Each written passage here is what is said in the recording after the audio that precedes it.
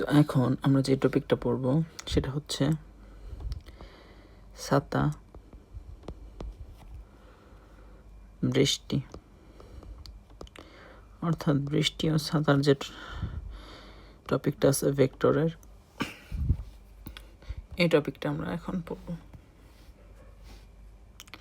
তো বৃষ্টি ও ছাতার যে টপিকটা, এটাও 5 স্টার ইম্পর্টেন্ট টপিক। অর্থাৎ নদী নৌকার পরে সবচেয়ে ফেভারিট টপিক হচ্ছে এই বৃষ্টি ও ছাতা। তো বৃষ্টি ও ছাতা কি? চলো, আমরা তো আপেক্ষিক বেগের ম্যাথ। ধরো একজন যাচ্ছে,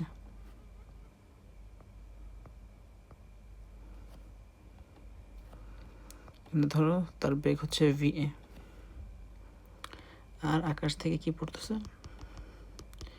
বৃষ্টি পড়তেছে। বৃষ্টি পড়ার যে বেগ,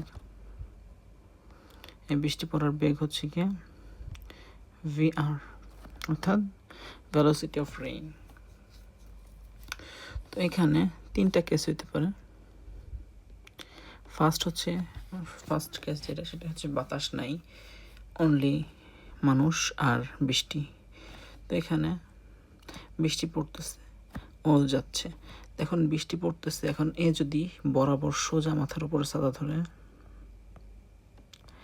তাহলে কিন্তু বাঁচতে পারবে না। কেন পারবে না? কারণ দেখা যাবে যে বৃষ্টি যখন সামনের দিকে যাবে ভি ভেলোসিটিতে, তো বৃষ্টি এইভাবে আসবে, এইভাবে এসে দেখা যাবে ছাতা নিয়ে থাকলেও পুরো বডি ভিজে গেছে। তো একে ছাতা কত কোণে ধরতে হবে সেটা হচ্ছে কি আমাদের ফার্স্ট টপিক, যে বাতাস না থাকলে ছাতা কত। তো আমরা একটা গ্রাফে চলে যাই।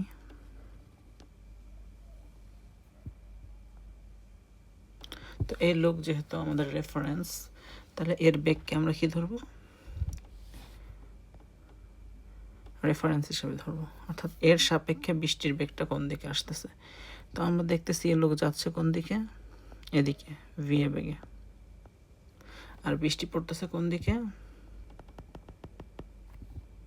বৃষ্টি পড়তেছে কোন দিকে? উপর থেকে নিচের দিকে। উপর থেকে নিচের দিকে কি পড়তেছে? বৃষ্টি পড়তেছে। তো এখন এই যে উপর থেকে নিচের দিকে বৃষ্টি পড়তেছে, এটা হচ্ছে কি VB। তো আমরা আপেক্ষিক বেগের কনসেপ্ট থেকে দেখছিলাম যে আপেক্ষিক বেগ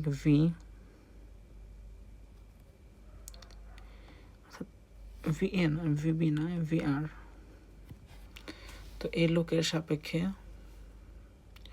এই VR হচ্ছে VRA is equal to VR minus VA, তাই না? এখন মাইনাস VA কে আমরা কি করতে পারি? VR প্লাস মাইনাস VA, অর্থাৎ এটার বিপরীত ভেক্টরকে যোগ করে দিতে পারি। তাহলে এর বিপরীত ভেক্টর ধরো এই যে মাইনাস VA, তো মানে কি শুধুমাত্র দিক উল্টা হয়ে যাবে। তো এদের লব্ধি অবশ্যই এই বরাবর কোনো একটা জায়গা দিয়ে এদের লব্ধিটা যাবে, এই বরাবর কোথাও যে এদের লব্ধি যাবে। তো এই লব্ধি উলম্বের সাথে যে পরিমাণ কোণ উৎপন্ন করবে, মূলত এই কোণেই আমাদেরকে কি ছাতাটা ধরতে হবে বৃষ্টি থেকে বাঁচার জন্য। ধরলাম থিটা কোণে উলম্বের সাথে কিন্তু আনুভূমিকের সাথে না। তো উলম্বের সাথে আমাদের থিটা কোণে ধরতে হবে ছাতাটা। তো থিটা করে যদি ধরতে হয় তাহলে আমাদের কি tan theta is equal two কত? লম্ব বাই ভূমি। এখন এখানে লম্ব কিন্তু এটা না, লম্ব কিন্তু এইটা, লম্ব কিন্তু এইটা না, লম্ব হচ্ছে এইটা। কেন এটা লম্ব? কারণ কোণ যেটা থাকবে সেটা ভূমি, আর কোণ যেটা থাকবে না ওইটা অলওয়েজ লম্ব। তাহলে লম্ব কি আমাদের VA, আর হচ্ছে কি আমাদের VR, তাই না? তাহলে ধরো এখন যদি আমরা এটার একটা মান ধরে নিই, কি ধরা যাক, সহজ কিছু ধরে, যেহেতু 10 দিয়ে আমাদের করতে হবে, তো উপরেরটা ধরো লোকটা 1 মিটার পার সেকেন্ড বেগে যাচ্ছে, আর বৃষ্টি পড়তেছে √3 মিটার পার সেকেন্ড বেগে। তাহলে আমাদের কত? 1/√3, 1/√3। তাহলে tan 1/√3 হচ্ছে কি 30 ডিগ্রি।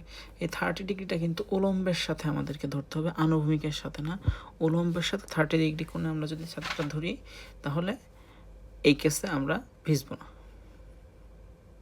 ঠিক আছে, এইবার 2 নম্বর টপিক হচ্ছে বাতাস। বাতাস সহ। তো বাতাস সহ যদি আসে, তাহলে এখন বাতাসের আবার 2টা কেস হইতে পারে। একটা হচ্ছে ব্যক্তি যেদিকে যাচ্ছে বাতাস ওই একই দিকে, আর একটা হতে পারে ব্যক্তি যেদিকে যাচ্ছে বাতাস তার বিপরীত দিকে। তো আমরা 2টা কেসই দেখবো। তো ফার্স্ট আমরা ব্যক্তি যেদিকে যাচ্ছে বাতাসও একই দিকে ধরে ফার্স্ট এটা দেখব। বাতাস ব্যক্তির দিকে,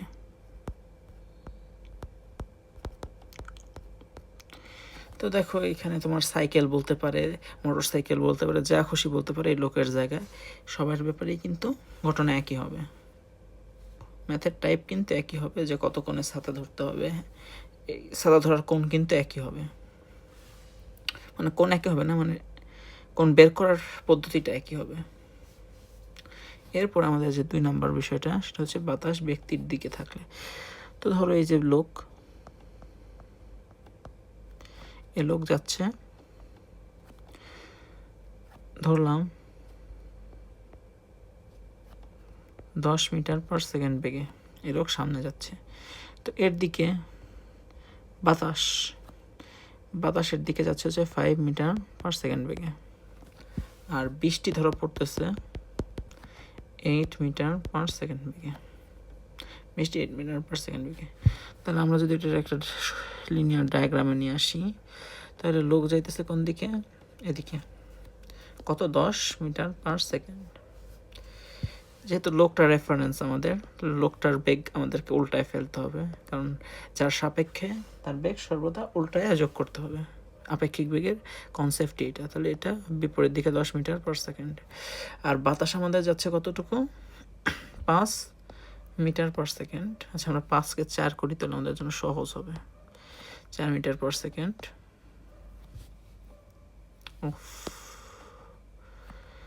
6 মিটার পার সেকেন্ড। তো বাতাসটা আমরা 6 মিটার পার সেকেন্ড করলাম।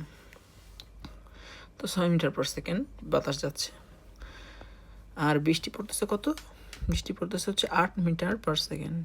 তাহলে এখানে দেখবা যে এই দুটো কিন্তু একই সরল রেখায়, অর্থাৎ এটা একদিকে, এটা তার বিপরীত দিকে।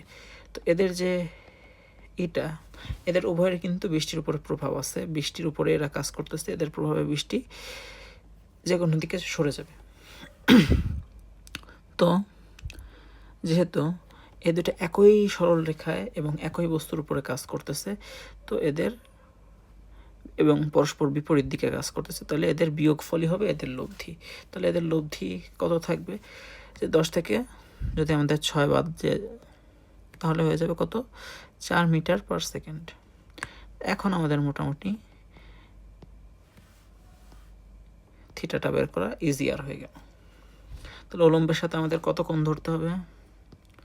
10 থিটা ইজ ইকুয়াল টু লম্ব বাই ভূমি। লম্ব কত? 3 আর ভূমি 8। লম্ব 4, ভূমি 8, তাহলে 1/2 tan ইনভার্স 1/2। এত কোণে ধরতে হবে হচ্ছে কি আমাদের ছাত্র। এটা কি বাতাস ব্যক্তির দিকে, বাতাস যেদিকে, ব্যক্তি যেদিকে যাচ্ছে, বাতাস যদি সেদিকে হয়। এখন আরেকটা কেস আছে হচ্ছে গিয়ে বাতাস ব্যক্তির বিপরীত দিকে।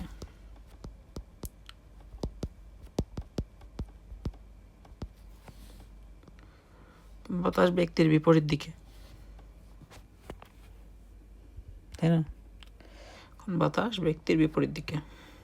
তো এই যে ব্যক্তি যাচ্ছে এদিকে, যাচ্ছে কত? 10 মিটার পার সেকেন্ড বেগে। আর বাতাস এদিকে যাচ্ছে কত বেগে? ধরলাম 6 মিটার পার সেকেন্ড বেগে, অর্থাৎ ব্যক্তির বিপরীত দিকে। আর বৃষ্টি 8 মিটার পার সেকেন্ড বেগেই পড়তেছে। তো এটাকে যদি আমরা লিনিয়ার ডায়াগ্রামে নিয়ে যাই, তাহলে এখানে বৃষ্টি পড়তেছে 8 মিটার পার সেকেন্ড বেগে। বাতাস, ব্যক্তি কিন্তু এদিকে যাচ্ছে 10 মিটার পার সেকেন্ড, কিন্তু যেহেতু ব্যক্তির রেফারেন্স, তো তার বেগটা উল্টায় দিতে হবে আমাদের। এখানে 10 মিটার পার সেকেন্ড, আর বাতাস তো এদিকেই আছে 6 মিটার পার সেকেন্ড। এবার দেখবা ব্যক্তির বেগ আর বাতাসের বেগ দুটো কিন্তু একই এবং একই জিনিস তথা বৃষ্টির উপরে ইফেক্ট ফেলতেছে এই ভেক্টরটা। তাহলে এদের লব্ধি হবে গিয়ে সিম্পলি এদের যোগফল কত, 16 মিটার পার সেকেন্ড। এখন এইবার হচ্ছে কি উলম্বের সাথে কোণ যদি থিটা হয়, tan থিটা ইজিক্যাল টু লম্বা বাই ভূমি। লম্বা এবার কত আসে 16, আর ভূমি আমাদের আসতেছে কত 8। তাহলে theta is equal to tan inverse কত,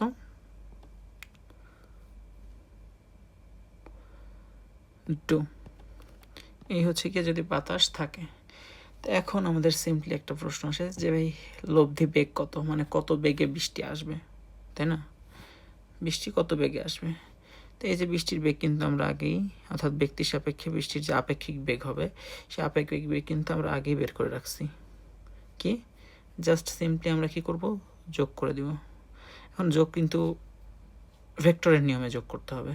তো ভেক্টরের নিয়মে আমরা দেখতেছি এটা কি, রুট ওভার অফ, যেহেতু এটা সমকোণ তাহলে খালি পিথাগোরাস অ্যাপ্লাই করে দিলেই আমাদের হয়ে যাইতেছে। তাহলে VRA ইজ ইকুয়াল টু কত, 1 স্কোয়ার প্লাস √3 স্কোয়ার।